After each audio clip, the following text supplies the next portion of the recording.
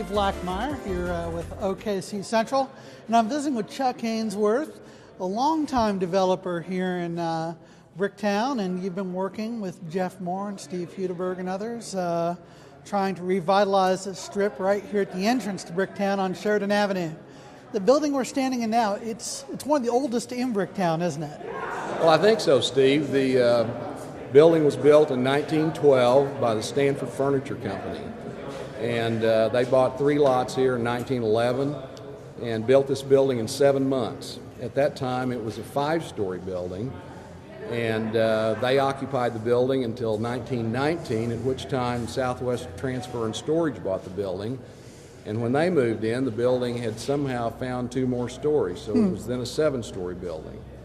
And they occupied the building until 1925, and the Richards Conover Company bought it and was in here for more than 20 years. They were an implement company.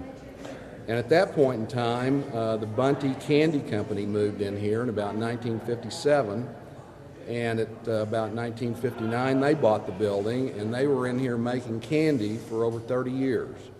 And they made candy here until about 1991, at which time they sold that operation, closed the building, and it was vacant until we purchased the building in 2007. So tell me, what are you doing with this place? Well, we're turning it into a Class A building. I said to someone the other day, think about it as a 32 Ford, and you're going to wind up with a building that performs like a 2009 Mercedes. So it's an old building, but all the systems are brand new.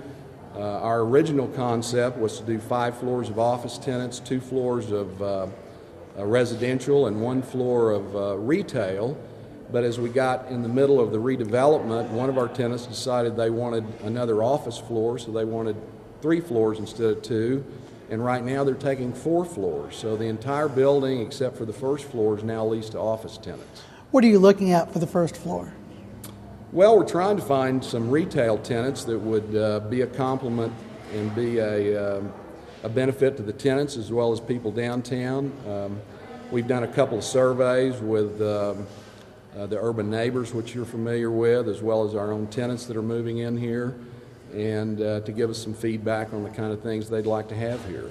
Over the years, you've heard from people asking, those old buildings have got to be a headache. Why not just build new? Isn't it easier and cheaper?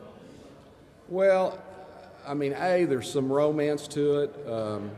It's fun to be part of the redevelopment of this part of town and support the city and the MAPS projects, and I think Bricktown has done a nice job from the private sector standpoint of supporting what the public sector wanted.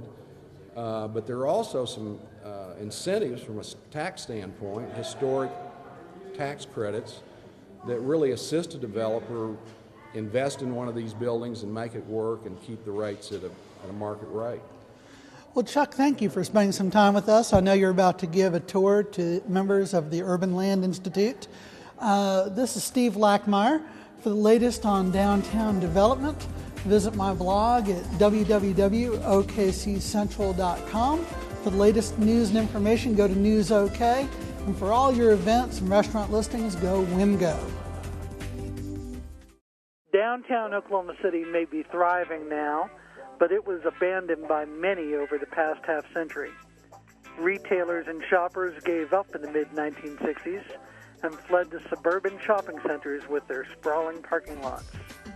Yet it was in 1967 that the arts community rallied and started the annual Spring Festival of the Arts. And when it appeared as if downtown's office market was collapsing due to the oil dust, once again, it was the Arts Council of Oklahoma City that decided to make downtown their home. And when the Myriad Gardens was still a pretty barren place, once again, it was the Arts Council that again displayed faith in downtown's future by moving the annual festival in 1985 from the grounds of the Civic Center Music Hall to the much bigger Gardens and Arts campus.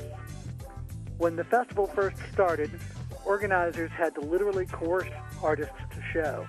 Food Row was a hot dog stand and homemade tuna sandwiches peddled by volunteers.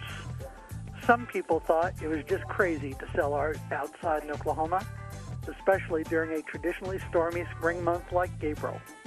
Indeed, The event was a money loser the first 2 years. Only in year 3 did it break even. Over the following years, the festival has proven to be a great fundraiser for the local art scene and the attraction that has continued to draw people to downtown that otherwise have been written off as dead. The festival's artists, food row, and performers draw thousands, even if it's raining. And so the tradition continues. The Oklahoma City Festival of the Arts returns downtown April 21st through April 26th. These pictures and more are available through Pictopia at News OK.